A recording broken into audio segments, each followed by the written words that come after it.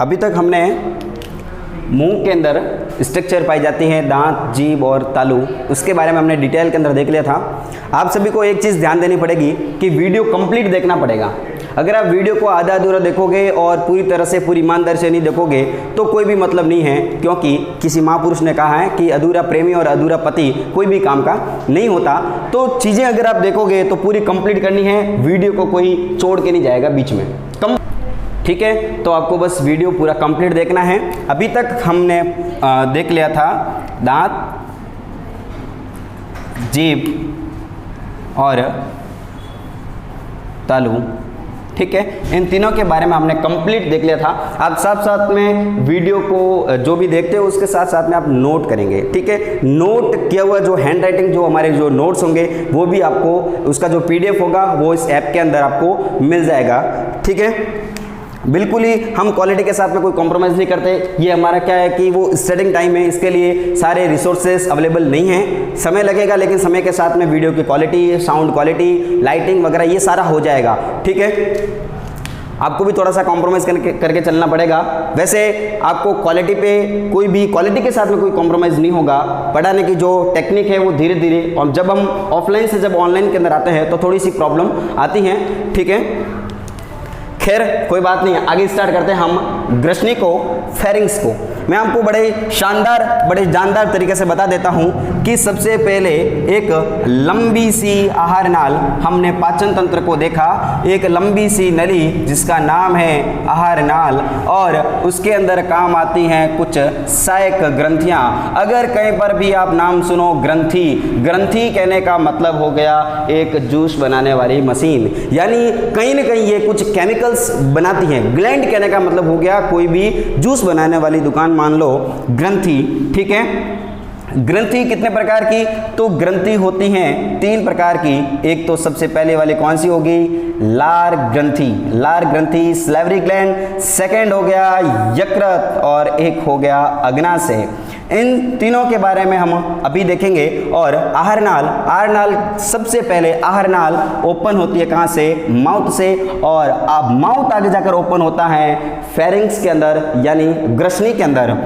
तो सबसे पहले हम ग्रसनी की बात करें, सबसे पहले अगर हम ग्रसनी की बात करें तो मुंह, और जो मुख गुहा और नासिका गुहा, ये दोनों आगे जाकर एक स्ट्रक्चर के अंदर ओपन होगी जिसको बोलेंगे हम ग्रसनी बोलेंगे। ये जो भी हमारा नोज है, ये नेजल कैविटी आगे जाकर ओपन होगी, ये भी कहलाती है हमारी ग्रसनी कहलाएगी। और ये जो माउथ ओपन होगा इसको भी बोलेंगे हम ग्रसनी बोलेंगे। तो ये जो पाथवे हैं उस पाथवे को क्या बोलेंगे? हम ग्रसनी बोलेंगे। तो सबसे वेरी वेरी इंपॉर्टेंट पॉइंट ध्यान देना कि जब हम फूड को इंटेक करेंगे तो भी जाएगा ये ग्रसनी के माध्यम से। जब हम नाक के द्वारा, जब हम एयर को अगर इंटेक करेंगे, इनहेल करेंगे, तब भी जाएगा वो ग्रसनी के अंदर। यानी एक बात यहाँ पर समझ में आ गई कि भाई ये भोजन के लिए बड़े ही शानदार, बहुत बहुत इंपॉर्टेंट, भोजन तथा वायु के लिए, भोजन तथा वायु के लिए उभय मार्ग के लिए, उभय मार्ग मतलब क्या हो गया? ये भोजन के लिए और वायु के लिए दोनों के अंदर काम आने वाली हैं। ठीक है, अब समझना कि जो भी हमारी ग्रसनी होगी, ग्रसनी के प्रकार देखते हैं। ग्रसनी के कितने प्रकार हो गए? तो ग्रसनी के होते हैं 3 प्रकार। कौन कौन सा? तो ग्रसनी का प्रकार हो गया, एक होती है नासा ग्रसनी। नासा ग्रसनी, जो नाक आगे जाकर खुलेगा, जो हमारा नोज आगे जाकर जिस कैविटी के अंदर खुलेगा, जिस स्ट्रक्चर के अंदर खुलेगा, उसको बोलेंगे हम नासा ग्रसनी। और मुंह खुलेगा उसको बोलेंगे हम मुख ग्रसनी, मुख ग्रसनी। और ये आगे जाकर खुलेगा, ये हमारा यहाँ पर पाया जाता है कंठ, पाया जाता है कंठ। और कंठ के ऊपर वाली जो ग्रसनी होगी उसको बोलेंगे हम कंठ ग्रसनी। तो ग्रसनी कितने टाइप की होगी? 3 प्रकार की, नेजोफेरिंग्स, ओरोफेरिंग्स और लैरिंगोफेरिंग्स। नासा ग्रसनी, मुख ग्रसनी और हो गया कंठ ग्रसनी। अब ध्यान देना कि जो भी हमारा ये कंठ है, ये कंठ आगे जाकर यहाँ पर 2 पाइप के अंदर वो डिवाइड हो जाता है। एक सांस वाली पाइप जिसको बोलेंगे हम ट्रेकिया, श्वास नली, और एक भोजन वाली पाइप जिसको बोलेंगे हम जिसको बोलेंगे हम ग्रास नली। ध्यान देना, आगे जाकर दो पाइप आ जाते हैं यहाँ पर। मैं आपको समझा देता हूँ कि ये होगी हमारी बॉडी का प्लेन हो गया। हमारे बॉडी के प्लेन के अंदर ध्यान देना कि बीच में एक मसल्स पाई जाती हैं। यहाँ पर जो बीच में जो मसल्स पाई जाती हैं, एक पेशी पाई जाती है जिसको बोला जाता है डायफ्राम, जिसको बोला जाता है डायफ्राम। और डायफ्राम के ऊपर वाली जो गुहा होती है उसको बोलेंगे हम वक्षीय गुहा, और नीचे वाली गुहा को बोलेंगे हम उदरीय गुहा बोलते हैं। यहाँ पर दो पाइप आती हैं, यहाँ पर दो पाइप आती हैं। एक पाइप तो यहाँ वक्षीय गुहा के अंदर, फिर आगे जाकर ये खुलेगी फेफड़ों के अंदर, लंग्स के अंदर खुलेगी, और एक ऐसी पाइप जो आगे जाकर खुलेगी अमाशय के अंदर खुलेगी। तो ध्यान देने वाली बात यहाँ पर ये है कि यहाँ पर ग्रसनी आगे जाकर एक दो पाइप के अंदर खुलेगी जिसका नाम है, जो इस पाइप के अंदर खुलेगी ये हो गया हमारी श्वास नली, बड़े आराम से श्वास नली, और ये हो गया ग्रास नली। ग्रास नली यानी इसोफेगस, और ये बनी होती है किसके लिए? भोजन के लिए। ये बनी होती है किसके लिए? वायु के लिए, भोजन और वायु के लिए। ध्यान देना, यहाँ पर जो भी होगा, ये जो छिद्र होगा उस छिद्र को बोलेंगे हम यहाँ पर गुलेट बोलेंगे।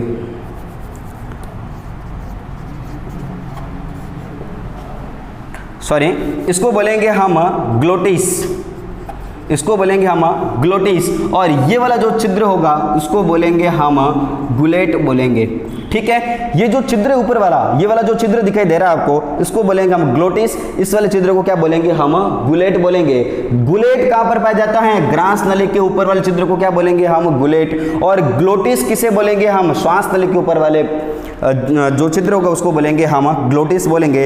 अब ध्यान देना, भोजन जो भी हमारा भोजन होता है वो हम जैसे ही निकलते हैं तो वो श्वास नली के अंदर एंटर क्यों नहीं होता? ठीक है, लेकिन हम जब जल्दबाजी करते हैं तो कभी कभी भोजन हमारे श्वास नली के अंदर फंस जाता है और फिर जोर जोर से खांस के उस भोजन को बाहर धकेल दिया जाता है। तो ऐसा क्यों होता है? और ये भोजन सामान्यतः साधारण ये भोजन श्वास नली में प्रवेश क्यों नहीं करता? एक बार वापिस समझना, आप चीज़ों को साथ साथ में नोट करते रहना, यानी ग्रसनी के प्रकार, और ये उसकी खास बात हो गई, यानी भोजन तथा वायु के लिए उभय मार्ग होती हैं। अब समझना, दो पाइप हो गए, यहाँ पर दो पाइप हो गए। एक हो गया यहाँ पर ग्रास नली, और दूसरा वाला कौन सा हो गया? तो दूसरा वाला हो गया श्वास नली, श्वास नली। ठीक है, इस वाले छिद्र को क्या बोलेंगे हम? अभी बताया, ग्लोटिस, और इसको क्या बोलेंगे हम? गुलेट। अब भोजन क्यों नहीं जाता श्वास नली के अंदर? यहाँ तक तो मामला सारा ठीक था, लेकिन आगे जाकर ये अलग अलग कैसे चला गया? तो समझना, यहाँ पर एक मसल्स का बना हुआ एक ढक्कन पाया जाता है, मसल्स का बना हुआ, पेशी का बना हुआ ढक्कन पाया जाता है, जिसको बोलेंगे हम एपिग्लोटिस। वेरी वेरी इंपॉर्टेंट, बहुत बहुत इंपॉर्टेंट, इसको बोलेंगे हम एपिग्लोटिस। ये एपिग्लोटिस क्या काम आएगा? समझना बड़े ध्यान से। एपिग्लोटिस बता रहा हूं मैं, खास पॉइंट एपिग्लोटिस का, एपिग्लोटिस का वापिस बता देता हूं मैं आपको, वापिस बता देता हूं, वीडियो को पूरा देख के जाना। अगर अधूरा छोड़ दिया कोई भी काम नहीं आने वाला, आपके पैसे लग रहे हैं फालतू के। लॉकडाउन का पूरा उपयोग करेंगे, स्कूल खुलने के चांस अभी भी नहीं है। जब तक वैक्सीन नहीं आएगी अपना समय खराब नहीं करें, ठीक है? नॉलेज को बढ़ाते जाएं। अधूरे प्रेमी और अधूरे पति कोई भी काम के नहीं होते।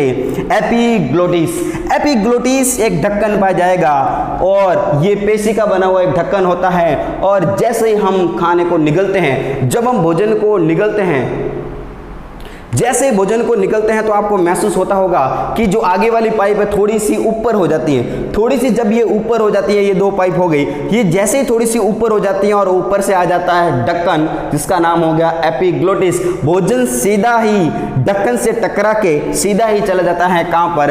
ग्रास नली के अंदर, यानी भोजन श्वास नली में प्रवेश नहीं करता। तो वेरी वेरी इंपॉर्टेंट काम क्या हो गया इसका? एपिग्लोटिस का काम हो गया, यह भोजन को श्वास नली में जाने से रोकता है। यह भोजन को श्वास नली में श्वास नली में जाने से रोकता है, श्वास नली में जाने से रोकता है। Very very important. स्टार लगा दीजिए, जितने भी लगाने आपके स्टार लगाओ, हीरे मोती डायमंड जो भी लगाना है लगा दो। लेकिन इंपॉर्टेंट बात, एपिग्लोटिस का काम हो गया।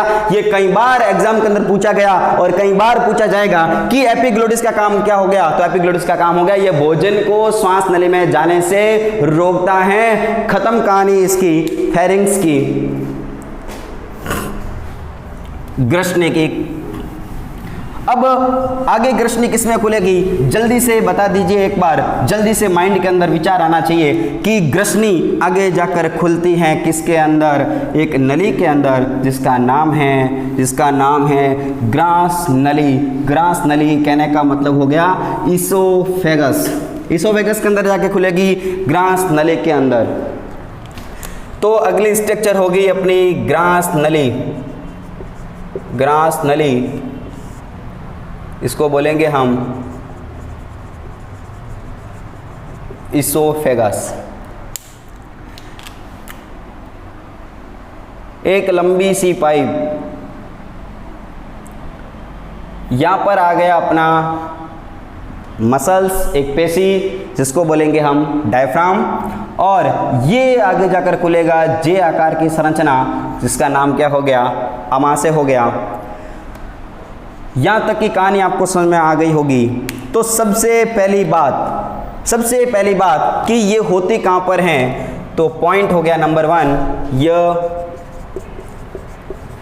ग्रसनी तथा आमाशय के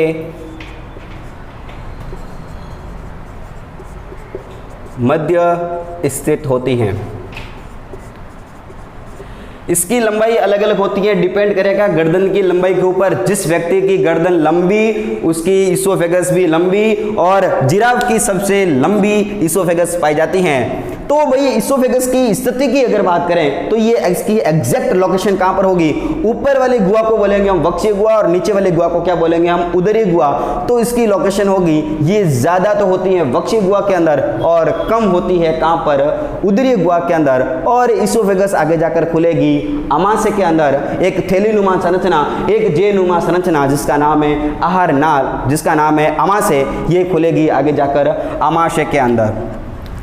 खास बात इसकी very very important point, very very important point, भोजन आगे, भोजन आहार नाल में, भोजन आहार नाल में कर्मानुकुंचन, कर्माकुंचन गति के द्वारा आगे प्रवेश करता है।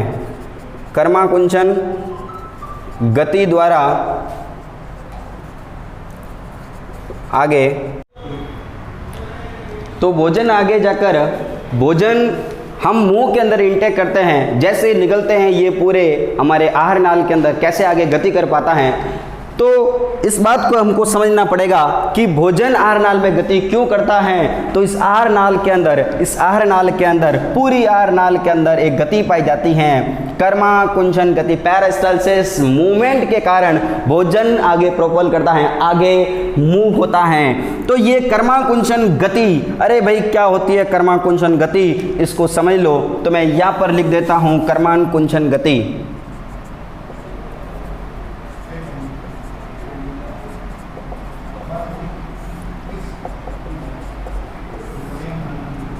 कर्मानुकुंचन गति क्या होती है, तो सबसे पहले समझ लेते हैं, ये हो गए कोई भी अपनी आहार नाल, आहार नाल का भाग मान लो ये इसोफेगस, ठीक है। इस इसोफेगस के अंदर क्या होगा समझना, इसोफेगस के अंदर क्या होगा, इनकी दीवार के अंदर पाई जाती है, इनकी दीवार के अंदर पाई जाती है कुछ प्रकार की एक पेशी पाई जाती है, मसल्स पाई जाती हैं। इन मसल्स के अंदर एक बार होता है संकुचन और एक बार होता है शीतलन। समझना कैसे, एक बार होता है ये संकुचन, जैसे ही संकुचन होगा, जैसे ही संकुचन होगा यहाँ पर माना कि भोजन आ गया और भोजन यहाँ से हो जाएगी, इसकी मसल्स संकुचित हो जाएगी। जैसे ये संकुचित होता है तो भोजन आ जाता है नीचे, और बाकी वाले यहाँ पर फिर हो जाएगा शीतलित हो जाएगा, यहाँ पर हो जाएगा संकुचन, यहाँ पर हो जाएगा शीतलन, संकुचन शीतलन, इस टाइप से चलता रहता है, इस टाइप से चलता रहता है और भोजन आगे गति करता रहता है।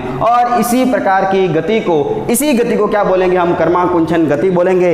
यानी आमाशय की दीवार में, आमाशय की नहीं पूरे आहार नाल की दीवार में संकुचन तथा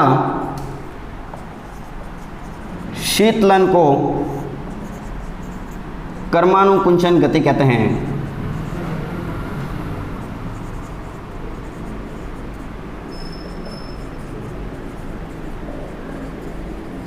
बात आपको समझ में आ गई होगी। साइंस को रटना बिल्कुल नहीं है, चीज़ों को समझना है, कंसेप्ट को समझना है, ठीक है। बाकी गारंटी सारी मेरी है। कर्मानुकुंचन गति कहने का मतलब क्या हो गया, आर नाल की दीवार के अंदर क्या हो जाएगा, संकुचन और शीतलन होना ही, और संकुचन और शीतलन होगा तो भोजन आगे मूव करता रहेगा। इसी प्रकार की गति को, ऐसा मूवमेंट को क्या बोलेंगे हम, पेरिस्टालसिस मूवमेंट, कर्माकुंचन गति बोलेंगे, ठीक है।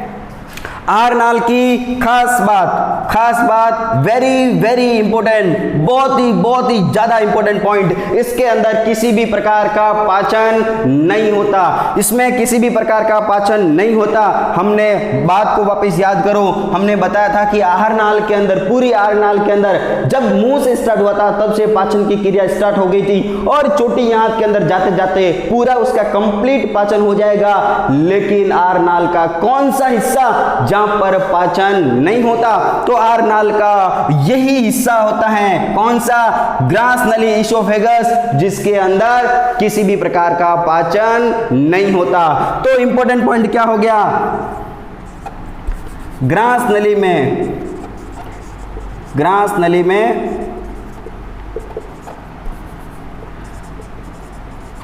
पाचन क्रिया नहीं होती। अभी तक आपने चीज़ों को बस रटा होगा, समझा नहीं होगा, चीज़ों को समझना स्टार्ट कर दीजिए। गारंटी से आपको रात को भी, नींद में भी ये साइंस, ये बायोलॉजी खून के अंदर नजर आती हुई दिखाई देगी। समझना, ग्रास नली में पाचन की क्रिया नहीं होती। अरे भाई पाचन की क्रिया क्यों नहीं होती, ये तो समझाओ। अरे भाई क्या समझाऊं, पाचन की क्रिया इसलिए नहीं होती क्योंकि यहाँ पर किसी भी प्रकार की ग्रंथि उपस्थित नहीं होती। जब ग्रंथि ही नहीं होगी तो यहां पर केमिकल्स नहीं बनेंगे, जूस नहीं बनेंगे। जब जूस नहीं बनेंगे तब भोजन को तोड़ने का काम कौन करेगा। तो इसका मेन कारण, मूल कारण हो गया कि ग्रास नली में पाचन नहीं होता, क्योंकि इसके अंदर किसी भी प्रकार की कोई भी ग्रंथि मौजूद नहीं होती। कंप्लीट हो गया ग्रास नली के बारे में। अगली स्ट्रक्चर स्टार्ट करते हैं, बड़ी शानदार स्ट्रक्चर, बड़ी शानदार, आमाशय, स्टोमक, ठीक है। बस आप पढ़ते रहना साथ साथ में, और बस वीडियो को पूरे देखते रहना। अपने फ्रेंड को, अपने मित्र को, जो भी आपके आसपास गली के अंदर जो भी रह रहे हैं उन सबको बता दो कि वेक्टर क्लास की ऑनलाइन डिजिटल एजुकेशन के अंदर बहुत ही सस्ते, बहुत ही मतलब क्या बताऊं मैं आपको, एकदम हाई क्वालिटी बेस्ड वीडियो, ठीक है, और वो भी एकदम सस्ते दाम के अंदर, जल्दी से परचेज कर लें और बिना बाधित किए हुए लॉकडाउन के अंदर अपनी पढ़ाई को जारी रखेंगे, ठीक है। तो स्टार्ट करते हैं। सबसे पहले वापस स्टार्ट करेंगे ग्रास नली के बाद अगली स्ट्रक्चर क्या आएगी, तो अगली स्ट्रक्चर आएगी आमाशय। आमाशय यानी इसको शुद्ध इंग्लिश में बोलेंगे स्टोमक बोलेंगे। खास बात ये, सबसे पहले कोई भी अगर अंक के बारे में पूछे, ध्यान देना, कोई भी अगर अंक के बारे में पूछे, मैं एक बार आपको थोड़ा सा बता देता हूं। यानी जब हम बात करेंगे मानव तंत्र की, जब हम मानव तंत्र की बात करेंगे तो मानव तंत्र की अगर स्टडी करते हैं तो एक उसके अंदर अध्ययन करते हैं हम उसके शारीरिकी का। शारीरिकी कहने का मतलब क्या हो गया, एनाटॉमी, और एक देखते हैं उसकी कार्यकी। कार्यकी कहने का मतलब क्या हो गया, फिजियोलॉजी। यानी एक तो देखेंगे हम उसके अंग के बारे में, और दूसरा देखेंगे ये अंग काम कैसे करता है। तो अंग का काम करना कहलाएगा फिजियोलॉजी, और अंगों के बारे में पढ़ना कहलाएगा उसकी एनाटॉमी, कहलाएगा शारीरिक कहलाएगा। तो अभी मैं आपको पढ़ा रहा हूं उसकी एनाटॉमी, कंप्लीट अंगों के बारे में, पूरे अंग हो जाएंगे, देन उसके बाद हम स्टार्ट करेंगे उसकी फिजियोलॉजी, कैसे भोजन के टुकड़े टुकड़े होते हैं और कैसे इन छोटे छोटे टुकड़ों से, इन जटिल पोषक पदार्थों से छोटे छोटे सरल पदार्थ के अंदर टूट के फिर आगे जाकर निर्माण हो जाता है, किसका, ऊर्जा का निर्माण हो जाता है, एक एनर्जी का निर्माण हो जाता है। ठीक है, तो भाई मानव तंत्र के अंदर आपका चल रहा है आहार नाल, एलिमेंट्री कैनाल, और एलिमेंट्री कैनाल के अंदर बड़ा ही सुंदर, बड़ा ही शानदार अंग आमाशय, स्टोमक। जब हम उसकी बात करते हैं तो मैं आपको रफ डायग्राम बना के बता देता हूं। ऊपर वाली गुहा कौन सी, वापस वक्षीय गुहा, और नीचे वाली गुहा कौन सी हो गई, उदरीय गुहा।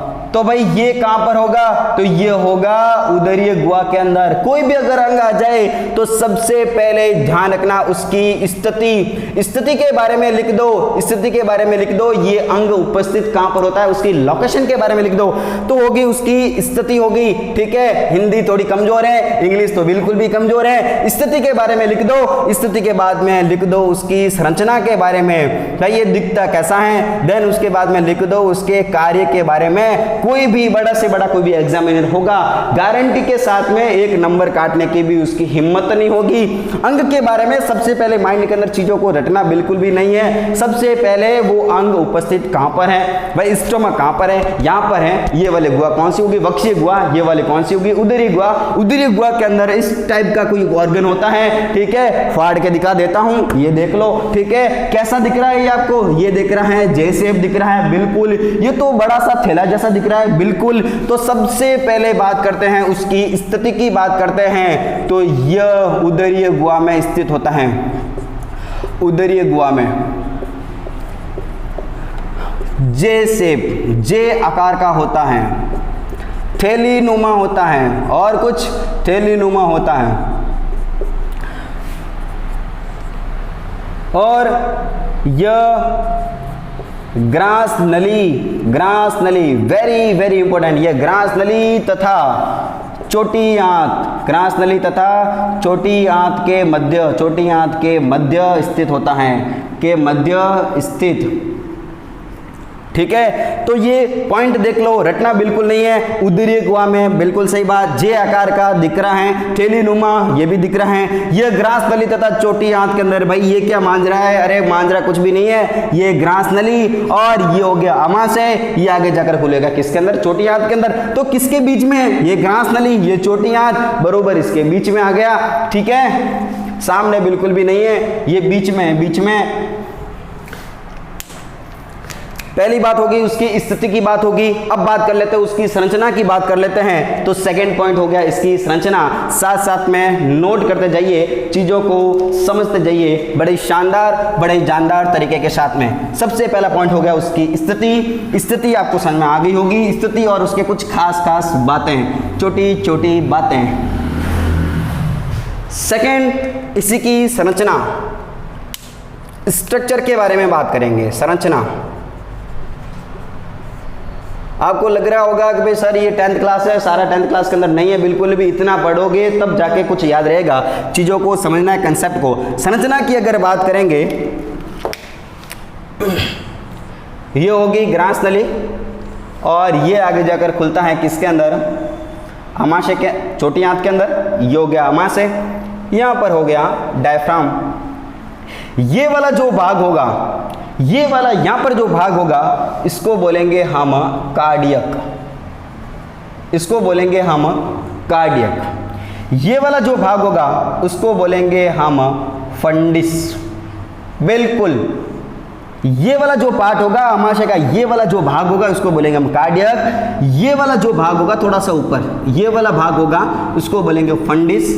इसको बोलेंगे हम काय बोल दो, या फिर बोल दो इसको बॉडी। और ये वाला जो भाग होगा उसको बोलेंगे हम पायलोरिक।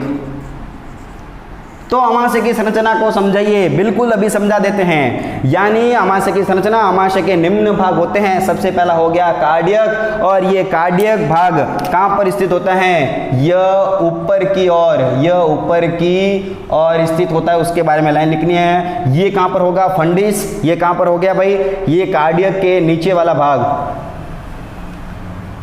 कार्डियक के नीचे वाला भाग क्या है? ये पूरी बॉडी होगी, इसका बीच वाला भाग, मध्य भाग और पाइलोरिक भाग, सबसे अंतिम भाग जो आगे जाकर खुलेगा किसके अंदर? छोटी छोटी आंत के अंदर। यह अंतिम भाग होता है। बहुत बढ़िया, ठीक है। तो ये होगी इसकी संरचना।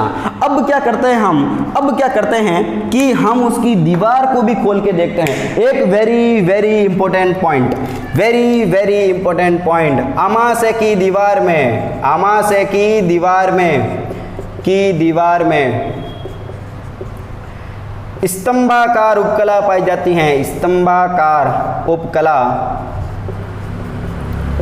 पाई जाती हैं। अमाशय की दीवार में स्तंभाकार उपकला पाई जाती हैं। स्तंभाकार उपकला कहने का मतलब क्या हो गया, मैं बता देता हूं आपको। यानी मैंने बताया कि बहुत सारी छोटी छोटी कोशिकाएं मिलकर बनाएगी, उत्तक बनाती हैं, उत्तक से मिलकर बनता है अंग, और अंग से मिलकर बनता है तंत्र। तो जो उत्तक होता है, तो उत्तक होते हैं 4 प्रकार का। उसमें से सबसे पहला उत्तक होता है उपकला उत्तक। यानी कहने का मतलब इनकी जो कोशिकाएं होती हैं, जब इनको हम खोल के देखते हैं तो इनकी कोशिकाएं स्तंभ के आकार की होती हैं। स्तंभ कहने का मतलब पिल्लर के आकार की होती हैं। इनकी कोशिकाएं हमें कुछ ऐसी नजर आती हैं, और इसी उपकला को क्या बोलेंगे हम? स्तंभाकार उपकला बोलेंगे। अब आपने अगर कहीं देखा हो फोटो वगैरह, तो अमाशय के अंदर कुछ जूस बनते रहते हैं, कुछ यहाँ पर निकलते रहते हैं, और यहाँ पर पूरा ये पूरा भर जाता है। इस जूस को क्या बोलेंगे? तो इस जूस को बोलेंगे हम जठर रस। क्या बोलेंगे इसको? जठर रस। क्या बोलेंगे? वापस ध्यान देना, जठर रस। बड़ा ही शानदार, बड़ा ही कमाल का होता है ये जठर रस। इसके बिना काम थोड़ा सा अधूरा रह जाता है, ठीक है। तो बात करेंगे एक रस की, एक जूस की, जिसका नाम है जठर रस। इससे पहले मैं बता देता हूं आपको कि अमाशय की दीवार के अंदर, अमाशय की दीवार के अंदर कुछ कोशिकाएं पाई जाती हैं, कुछ सेल पाई जाती हैं। कौन कौन सी सेल? तो सबसे पहली जो सेल पाई जाती हैं, कोशिका की बात करेंगे। अमाशय की दीवार में पाई जाने वाली कोशिका,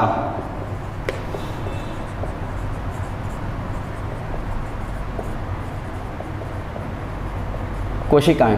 अमाशय की दीवार में कौन कौन सी कोशिका पाई जाती हैं? अरे सर, ये बिल्कुल ही हमारे सिलेबस के अंदर नहीं है, फालतू क्यों पढ़ा रहे हो? पढ़ना तो पड़ेगा ही। इतना ज़्यादा पढ़ोगे चीज़ें समझ में आएगी, कोई भी किसी भी टाइप का क्वेश्चन गलत नहीं होगा, ठीक है। तो डिटेल के अंदर पढ़ोगे तब जाके कुछ छोटा सा समझ में आएगा, याद रहेगा। तो अमाशय की दीवार में पाई जाने वाली कोशिकाएं कौन कौन सी होती हैं? तो सबसे पहली होती हैं श्लेष्मा कोशिकाएं। श्लेष्मा कोशिकाएं, कोशिका जिसको बोलेंगे हम म्यूकस ग्रंथि, म्यूकस ग्रंथि, ठीक है। सेकेंड जो भी ग्रंथि होगी उसको बोलेंगे हम ऑक्जेंटिक, ऑक्जेंटिक कोशिका, ऑक्जेंटिक कोशिका ग्रंथि, एक ही बात है। और थर्ड वाली पाई जाएगी जाइमोजीन कोशिका, जाइमोजीन, जाइमोजीन कोशिका।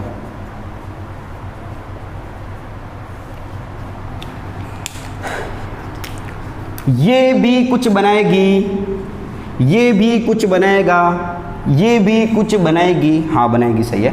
ये तीनों कुछ कुछ बनाएगी, और बना के जो बनाएगी उसको बोलेंगे हम जठर रस। इसी को ही बोलेंगे हम जठर रस। ये क्या बनाएगी? जठर रस है। जठर रस पेट के अंदर इकट्ठा होता जाएगा, बिल्कुल ही हाईली एसिडिक होगा, पूरी तरह से ये अम्लीय होता है जठर रस। अम्लीय होगा, जिसकी pH होगी, pH कितनी होगी 1.3, यानी कैसा होगा, तेज एकदम अम्ल होगा। और उसके अंदर क्या होगा, बाकी वाला होगा जल, और उसके अंदर क्या होगा, एक एंजाइम होगा। ठीक है, अब श्लेष्मा जो भी कोशिका होती हैं, जो श्लेष्मा कोशिका होती हैं वो बनाती हैं म्यूकस, वो बनाती है म्यूकस, या फिर इसको बोलेंगे हम श्लेष्मा। जो ऑक्जेंटिक कोशिका होती हैं, ऑक्जेंटिक कोशिका वो होता है हाइड्रोक्लोरिक एसिड बनाने का काम करेगा। हाँ बिल्कुल, हाइड्रोक्लोरिक एसिड तेजाब बनाने का काम करेगा। और जाइमोजिन जो कोशिका होगी वो बनाने का काम करेगी एंजाइम, वो बनाने का करेगी काम एंजाइम। कौन कौन से एंजाइम, तो अमाशय के अंदर एंजाइम बनेंगे, एक तो बनेगा पेप्सिनोजन, पेप्सिनोजन, और एक एंजाइम बनेगा प्रोरेनिन। प्रोरेनिन और पेप्सिनोजन दो एंजाइम बनेंगे। ये जो पॉइंट है ये इसको बिल्कुल हल्के में मत लेना, वेरी वेरी इंपॉर्टेंट। अमाशय की दीवार में पाई जाने वाली कोशिका तीन प्रकार की, जल्दी से बता दो। सबसे पहले वाली कौन सी, श्लेष्मा कोशिका, म्यूकस ग्रंथि, ऑक्जेंटिक कोशिका, जाइमोजिन कोशिका। म्यूकस ग्रंथि क्या बनाएगी, म्यूकस बनाएगी। ऑक्जेंटिक कोशिका क्या बनाएगी, HCl हाइड्रोक्लोरिक एसिड। और जाइमोजिन कोशिका क्या बनाएगी, कुछ एंजाइम बनाएगी। एंजाइम कौन सा, पेप्सिनोजन और प्रोरेनिन, और तीनों के कॉम्बिनेशन को क्या बोलेंगे हम, रस बोलेंगे। रस कौन सा, वही जठर रस। और जठर रस कैसा होगा, बिल्कुल ही अम्लीय होगा, जिसकी pH कितनी होगी 1.3। और इसमें क्या होगा, जल होगा 99%, तो इसके अंदर पानी पानी होगा। ठीक है, और उसके अंदर क्या होंगे, एंजाइम। अरे भाई तीनों ही मिलकर रस बनाएंगे तो क्या बन जाएगा, यहाँ पर एंजाइम भी होगा। अब तीनों के काम क्या होते हैं, वेरी वेरी इंपॉर्टेंट। तीनों में से इन सभी के काम क्या होते हैं, तो जल्दी से देख लेते हैं जठर रस के कार्य। और जठर रस के अंदर क्या क्या हो गया, एक हो गया सबसे पहला एंजाइम, कौन सा, पेप्सिनोजन और प्रोरेनिन। और उसके अंदर हो गया HCl हाइड्रोक्लोरिक एसिड। और क्या हो गया, उसके अंदर म्यूकस हो गया, श्लेष्मा। तो सबसे पहली बात करते हैं म्यूकस की। म्यूकस यानी श्लेष्मा। अरे श्लेष्मा कहने का मतलब बिल्कुल ही चिपचिपा पदार्थ। कफ, कफ होता है, कफ यहाँ पर खांसी करते हैं, जब कफ होता है, कफ के जैसा ही पदार्थ यहाँ पर होता है स्टोमक के अंदर। ठीक है, और जिसको क्या बोलेंगे हम, श्लेष्मा। श्लेष्मा का निर्माण किसने किया, म्यूकस ग्रंथि ने, गॉबलेट सेल, म्यूकस ग्रंथि ने, श्लेष्मा कोशिका ने यहाँ पर निर्माण किया इसका। ठीक है, और श्लेष्मा कोशिका ने निर्माण किया, करता क्या ये, तो मैं बता देता हूँ आपको, बिल्कुल एकदम मजे के साथ में, कंसेप्ट के साथ में समझोगे, मजा आ जाएगा बिल्कुल ही। ठीक है, बहुत ही शानदार। ये हो गया अमाशय। हमने अभी भी बताया HCl होता है यहाँ पर हाइड्रोक्लोरिक एसिड। अरे भाई पागल हो गए हो क्या, हाइड्रोक्लोरिक एसिड है, हमारा जो भी स्टोमक है वो जल के पूरा राख हो जाएगा, अभी का अभी जल जाएगा। ठीक है, और आदमी एक झटके के अंदर पूरा गिर के खत्म। ठीक है, सारा संकट खत्म हो जाएगा। लेकिन ऐसा नहीं होता, भगवान ने जो भी हमारी संरचना बनाई है बिल्कुल ही सोच समझ के बनाई है, बट हम उसका यूज नहीं करते। जहां यूज करना चाहिए वहां यूज नहीं करते, और जहां नहीं करना चाहिए वहां कर लेते हैं यूज, फिर रोते रहते हैं, घूमते रहते हैं इधर उधर। ठीक है, HCl हाइड्रोक्लोरिक एसिड होता है यहाँ पर। अब भाई एसिड है तो सीधी सी बात है, इनका दीवार है, जल जाएगी। इसी को जलने से जो बचाने का काम करेगा वो कौन करेगा, श्लेष्मा काम करेगी। जल्दी से उसका लेपन हो जाएगा यहाँ पर, ये पूरी तरह से लेपित हो जाएगा और चुनौती देगा, खुली चुनौती देगा किसको, HCl को। अब बचा दे भाई, अब जला दे अगर तेरी औकात हो तो। कहने का मतलब क्या हो गया, कहने का मतलब हो गया यह आमाशय की दीवार को, यह आमाशय की दीवार को जलने से बचाती हैं, आमाशय की दीवार को जलने से बचाती हैं, जलने से बचाती हैं। बहुत ही बढ़िया, बस इसका एक ही काम है।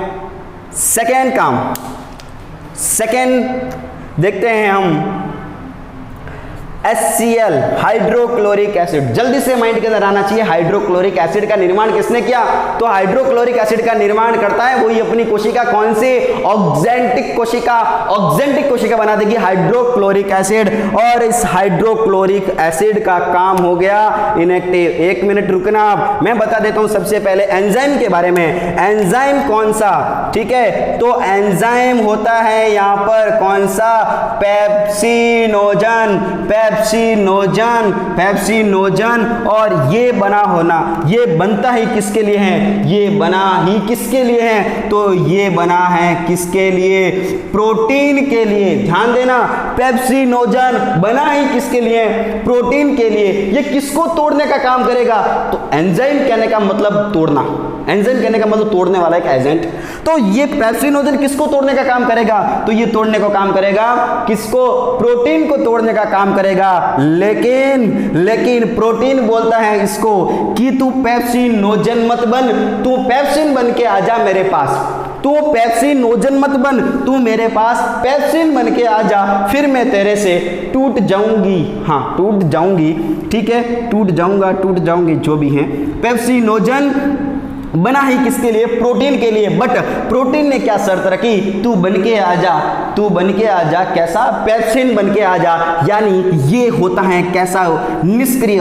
निष्क्रिय कहने का मतलब बिल्कुल ही सोया हुआ होता है। ये जाता है जल्दी से किसके पास, HCl के पास में। समझना, ये जल्दी से जाएगा। एक और भी एंजाइम होता है, कौन सा, तो वो होता है प्रोरेनिन, प्रोरेनिन। और जाइमोजिन कोशिका ने इसका निर्माण किया, जाइमोजिन पेप्टिक सेल ने इसका निर्माण किया। और ये बना होता है किसके लिए, रेनिन के लिए। ये बना होता है, ये बना होता है किसके लिए, ये भी होता है प्रोटीन के लिए। लेकिन प्रोटीन कौन सा, केसिन।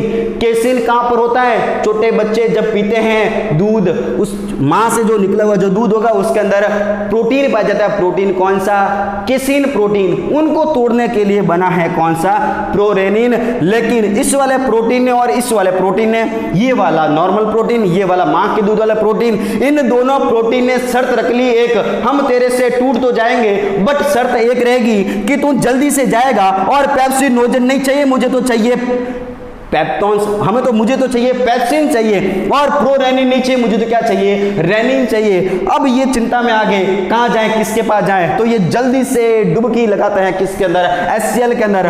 तो शानदार काम हो गया किसका, HCl। तेरे बिना तो कहानी अधूरी है।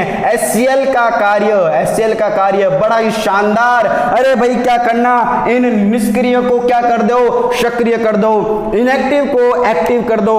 शायद आपको समझ में आ रहा होगा। अगर आपको समझ में आ रहा है तो जल्दी से जो भी कमेंट वगैरह हैं आपके, वो करते रहना साथ साथ में। और जो भी आपके आसपास जो भी पड़ोसी वगैरह हैं, ठीक है, सामने वाले, दूर वाले जो भी हैं, उन सभी को बता देना कि शानदार और जानदार साइंस कंसेप्ट के साथ में पहला वाला काम हो गया कि निष्क्रिय को सक्रिय करने का काम। अरे भाई सोए हुए को जगाने का काम ठेका ले लिया किसने, हाइड्रोक्लोरिक एसिड ने। ये काम हो गया किसका, हाइड्रोक्लोरिक एसिड का। निष्क्रिय को सक्रिय करना, निष्क्रिय को सक्रिय करना काम हो गया किसका, हाइड्रोक्लोरिक एसिड का। अरे किसको किया ये निष्क्रिय को सक्रिय, तो सुन लो जल्दी से, निष्क्रिय को सक्रिय किया और किसको किया, पेप्सिनोजन को, पेप्सिनोजन को। मात्राओं पे और भाषा पे नहीं जाएंगे, सीधी सी मेरी फीलिंग भावना पे जाएंगे, ठीक है। पेप्सिनोजन कन्वर्ट हो गया किसके अंदर, पेप्सिन के अंदर। और पेप्सिन, और ये पेप्सिन को बदलने का जो काम किया वो किसने किया, HCl ने काम कर दिया। और सुन लो मजे की बात तो अब आएगी, ठीक है। प्रोरेनिन, देखो शर्त इसकी काम आ गई यहां पर। उसने क्या बोला था, मुझे सोए हुए नहीं चाहिए, मुझे तो बिल्कुल ही जगा के दे दो, ठीक है, एकदम जगा के, जगी हुई चीजें ही बढ़िया लगती हैं। प्रोरेनिन, और प्रोरेनिन को बदल देते हैं किसके अंदर, रेनिन के अंदर। और ये भी तो काम किसने किया, HCl ने काम किया। निष्क्रिय को सक्रिय करना, ये दोनों कैसे थे पहले, ये दोनों थे निष्क्रिय, और अब कैसे हो गए, ये सक्रिय हो गए। इनएक्टिव से ये बदल गए सक्रिय के अंदर। और सक्रिय कहने का मतलब हो गया एक्टिव हो गया। इनको क्या बोलेंगे हम, इनएक्टिव बोलेंगे, ठीक है। शुद्ध हिंदी भाषा का प्रयोग करेंगे। निष्क्रिय को बदल दिया किसके अंदर, सक्रिय के अंदर। अरे ये तो पहला काम हो गया। अभी कहानी खत्म कहां होती है, HCl की, बड़ा ही तगड़ा काम होता है इसका। और पहला काम तो क्या होगा, निष्क्रिय को सक्रिय करना। सेकंड काम यहां पर लिखता हूं मैं ऊपर, 1 नंबर काम हो गया यहां पर। सेकंड नंबर काम ऊपर लिखता हूं कि जीवाणुओं को मारना, जीवाणुओं को मारना। अगर भोजन के अंदर कोई भी बैक्टीरिया, कोई भी वायरस वगैरह अगर हम खा लेते हैं न जाने में, गलती से अनजाने में, तो उसको भी मारने का काम करेगा। कौन करेगा, HCl। जीवाणुओं को, जीवाणु नहीं लिखेंगे यहां पर, लिखेंगे सूक्ष्म जीवों को मारना, सूक्ष्म जीवों को मारना, बहुत ही बढ़िया, सूक्ष्म जीवों को मारना। और थर्ड बात, भोजन को अम्लीय बनाना, भोजन के माध्यम को अम्लीय बनाना, भोजन के माध्यम को अम्लीय बनाना, अम्लीय बनाना। ठीक है, तो HCl की कहानी निष्क्रिय को सक्रिय करना, सूक्ष्म जीवों को, माइक्रो ऑर्गेनिज्म को किल करना, और भोजन का जो मीडियम है उसको एसिडिक बनाना, भोजन के माध्यम को अम्लीय बनाना। HCl की कहानी खत्म होगी। और जो भी हमारा स्टमक की अगर बात करें ऑल ओवर, तो यहाँ पर क्या होगा, यहाँ पर क्या होगा, प्रोटीन का ब्रेकडाउन होगा, क्योंकि यहाँ पर प्रोटीन के लायक ही एंजाइम मौजूद है, बाकी कोई एंजाइम मौजूद नहीं होती है। तो कहने का मतलब क्या हो गया, आमाशय में केवल और केवल पाचन होता है, डाइजेशन होता है किसका, प्रोटीन का, यहाँ पर वसा का, और यहाँ पर कार्बोहाइड्रेट का पाचन नहीं होता। ठीक है, और इससे पहले देखा था हमने ग्रास नली, ग्रास नली के अंदर भी इसका पाचन, किसी भी प्रकार का पाचन वहां पर ग्रास नली के अंदर नहीं होता। स्टोमक की कहानी खत्म होगी, बड़ी शानदार और जानदार स्टोरी थी। आगे स्टार्ट करते हैं हम किसको, आगे आएगी हमारी छोटी छोटी आंत, और छोटी आंत आगे जाकर खुल जाएगी किसके अंदर, बड़ी आंत के अंदर, वो भी बड़ी शानदार है। बस वीडियो को देखते रहना, और जो भी आपके आसपास के जो लोग हैं, जो भी सामने वाले दूर वाले, बार बार मैं बता रहा हूं, और वीडियो को पूरा देखना। अधूरा प्रेमी, अधूरा पति कोई भी काम का नहीं होता। Okay, thank you.